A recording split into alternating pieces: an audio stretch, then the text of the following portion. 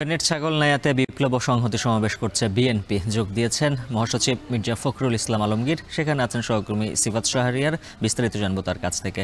সিফাত, জানাবেন সমাবেশ ঘিরে নেতাকর্মীদের উচ্ছ্বাস কেমন, আর বক্তারা কি বলছেন?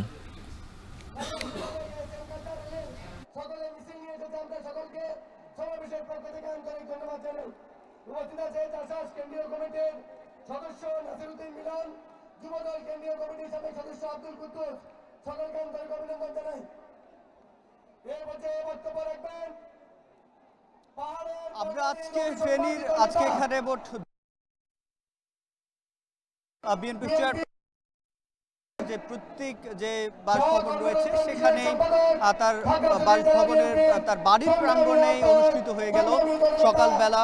এই জানেন সম্প্রতি সময়ে আগস্ট মাসে ভয়াবহ যে বন্যার কবলে পড়েছিল ফেনীবাসী, সে ফেনীবাসীর বন্যা কবলিত যে অঞ্চলগুলো রয়েছে সে অঞ্চলের যারা শিক্ষার্থী রয়েছে, এমন শিক্ষার্থী এবং যারা হতদরিদ্র কিংবা অসহায় মানুষ রয়েছে, তাদের ঘর বাড়ি নির্মাণের জন্য ঘরবাড়ি নির্মাণের যে সামগ্রীগুলো রয়েছে সেগুলো বিতরণ করা হয়। শিক্ষার্থীদের মাঝে শিক্ষা সামগ্রী বিতরণ করা হয় এবং তারপরেই ছাগলনাইয়া উপজেলার যেই বলা যায় যে আদালত মাঠ যেটি রয়েছে সেখানে একটি জনসভার আয়োজন করেছে ফেনী বিএনপি ১ আসনের নেতাকর্মীরা, এবং এটি বলা হচ্ছে বিপ্লব ও সংহতি দিবস উপলক্ষে এই আয়োজন।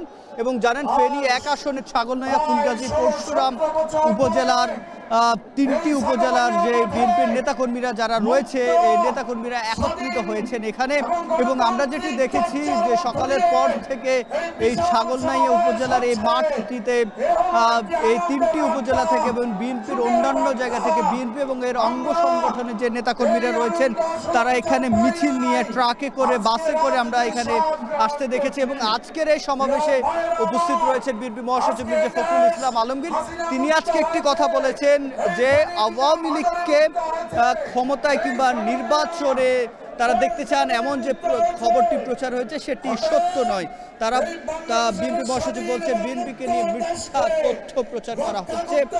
তারা যেটি বলছেন এই মুহূর্তে সকল দল মত নির্বিশেষে যারা ফ্যাসিবাদ বিরুদ্ধে আন্দোলন করেছে সকলকে একত্রিত থাকার জন্য, ঐক্যবদ্ধ থাকার জন্য আহ্বান করেছেন। এবং বিএনপি এবং এর অঙ্গ সংগঠনের যে নেতাকর্মীরা রয়েছে তাদেরকে এই মুহূর্তে ঐক্যবদ্ধ থাকার জন্য বিএনপি মহাসচিব মির্জা ফখরুল ইসলাম সহ এখানে যে কেন্দ্রীয় নেতারা রয়েছেন, আমরা দেখছি যুগ্ম মহাসচিব শহীদুদ্দিন চৌধুরী অ্যানি এখানে রয়েছেন, এবং সেই সাথে এখানকার যে আহ্বায়ক সাংগঠনিক যে সমন্বয় বলা যায় ফেনী ১ আসনের রফিকুল আলম মজনু, তিনিও এখানে উপস্থিত রয়েছেন। অর্থাৎ এই যে ফেনী ১ আসনের যে আপামর জনসাধারণ রয়েছে তাদেরকে একটা আসলে জানান দেয়, এবং এই ফুলগাজী, ছাগলনাইয়া, পরশুরাম উপজেলার বিএনপির নেতাকর্মীদেরকে বলা যায় যে একত্রিত করার, ঐক্যবদ্ধ করার একটি প্রয়াসও বলা যায় আজকের এই সমাবেশ। এবং যেহেতু যারা বন্যা কবলিত হয়েছে তাদের সাহায্যের জন্য মূলত আজকের এই আয়োজন এবং ঢাকা থেকে কেন্দ্রীয় নেতাকর্মীদের এখানে আসা।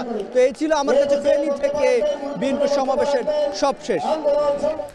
ফেনী থেকে যুক্ত ছিলেন সহকর্মী সিফাত শাহরিয়ার।